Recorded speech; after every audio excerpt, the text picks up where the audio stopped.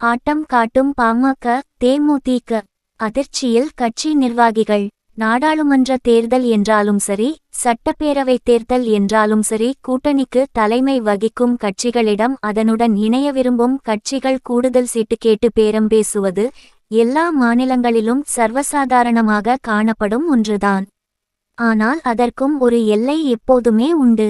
ஏனென்றால் சில நேரம் கட்சி நிர்வாகிகளிடமும் தொண்டர்களிடமும் எரிச்சலையும் மன வருத்தத்தையும் ஏற்படுத்தி தேர்தல் பணிகளில் ஆர்வமுடன் ஈடுபடும் எண்ணத்தில் அது முட்டுக்கட்டையையும் போட்டுவிடும். இது போன்றதொரு இடியாப்ப சிக்கலில்தான் வட மாவட்டங்களில் 5% வாக்கு வங்கியை வைத்திருக்கும் பாமகவும், மாநிலம் முழுவதும் பரவலாக 2%க்கும் குறையாத ஓட்டுகளை வைத்திருக்கும் தேமுதிகவும் ஒரே நேரத்தில் பிரதான எதிர்க்கட்சியான அதிமுகவுடனும் தேசிய கட்சியான பாஜகவுடனும் கூட்டணி பேச்சுவார்த்தையில் கடந்த 2 வாரங்களாக நேரடியாகவும் மறைமுகமாகவும் ஈடுபட்டு கண்ணாமூச்சு ஆட்டம் காட்டி வருகின்றன. முதலில் அதிமுக முன்னாள் அமைச்சர் சி.வி. சண்முகம் திண்டிவனம் தைலாபுரம் தோட்டத்தில் பாமக நிறுவனர் டாக்டர் ராமதாஸை நேரடியாக சந்தித்தபோது அக்கட்சிக்கு 7 நாடாளுமன்ற தொகுதிகள் ஒதுக்க அதிமுக ஒப்புக்கொண்டதாகவும் விரைவில் தொகுதி பங்கீடு ஒப்பந்தத்தில் இரு கட்சிகளும் கையெழுத்திடும் என்றும் தகவல் வெளியானது. இந்த பேச்சுவார்த்தையும் கூட பாமகவின் பொதுக்குழு நிர்வாகிகள் அதிமுகவுடன் கூட்டணி சேர கட்சியின் தொண்டர்கள் பெரிதும் விரும்புகிறார்கள் என்ற செய்தி வெளியான நிலையில்தான் அதிமுக தரப்பில் டாக்டர் ராமதாசுடன் கூட்டணி குறித்து பேச்சு நடத்தப்பட்டது.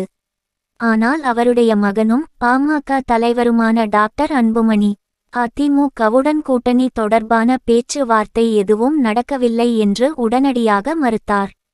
அதே நேரம் பாஜகவுடன் கூட்டணி அமைப்பதற்காக அவர் டெல்லி சென்று கட்சியின் 2ஆம் நிலை தலைவர்களுடன் பேச்சுவார்த்தை நடத்தியதாகவும் தகவல் வெளியானது.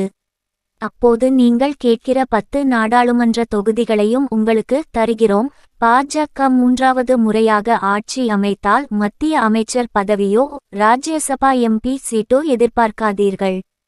சென்னைக்கு வரும் பாஜகவின் தேசிய மேலிட பொறுப்பாளர்களிடமே கூட்டணி பேச்சுவார்த்தையை நடத்தலாம், இதற்காக நீங்கள் டெல்லிக்கு வர தேவையில்லை என்று கூறிவிட்டதாக சமூக ஊடகங்களில் தகவல் பரவியது.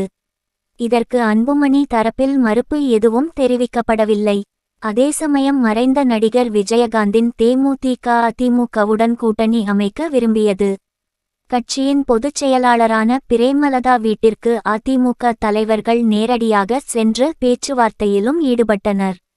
அப்போது தேமுதிக தரப்பில் ஒரு ராஜ்யசபா எம்பி சீட்டும் 4 நாடாளுமன்ற தொகுதிகளும் தங்களுக்கு ஒதுக்கி தரவேண்டும் என்று கோரிக்கை வைக்கப்பட்டது. அதே நேரம் கள்ளக்குறிச்சி, கடலூர் தொகுதிகளை பாமகவும் தேமுதிகவும் கேட்டதால் இதை எப்படி சமாளிப்பது என்பது தெரியாமல் அதிமுக திண்டாட்டத்திற்கு உள்ளானது.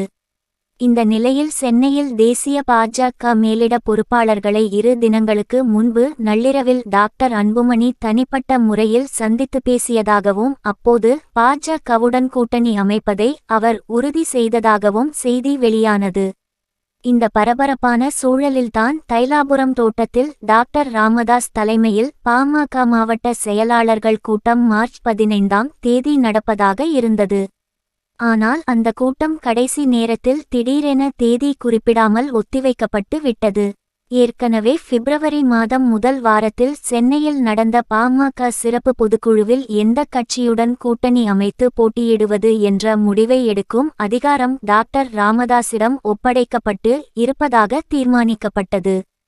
மார்ச் 15ஆம் தேதி கூட்டத்திலும் பாமகவின் மாவட்ட செயலாளர்கள் நிர்வாகிகள் 2026 தமிழக தேர்தலை முன்னிட்டு அதிமுகவுடன் கூட்டணி அமைப்பதுதான் சிறந்ததாக இருக்குமென்று வலியுறுத்தினால் தந்தைக்கும் மகனுக்கும் இடையே மோதல் போக்கு மேலும் அதிகரித்துவிடும் என்ற நிலையில்தான் மாவட்ட செயலாளர்கள் கூட்டம் ரத்து செய்யப்பட்டதாக கூறப்படுகிறது.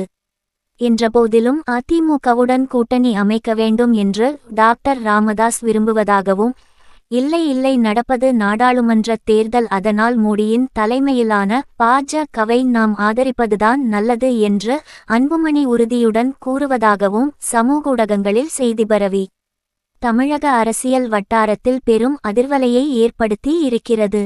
இதனால்தான் பாஜகவுடன் டாக்டர் அன்புமணி கூட்டணி சேர விரும்பினாலும் முடிவெடுக்கும் அதிகாரம் தந்தையின் கைகளில் இருப்பதால் இதுவரை அக்கட்சியுடன் அதிகாரப்பூர்வ தொகுதி பங்கீடு பேச்சு நடக்கவில்லை என்பது வெளிப்படையாகவே தெரிகிறது.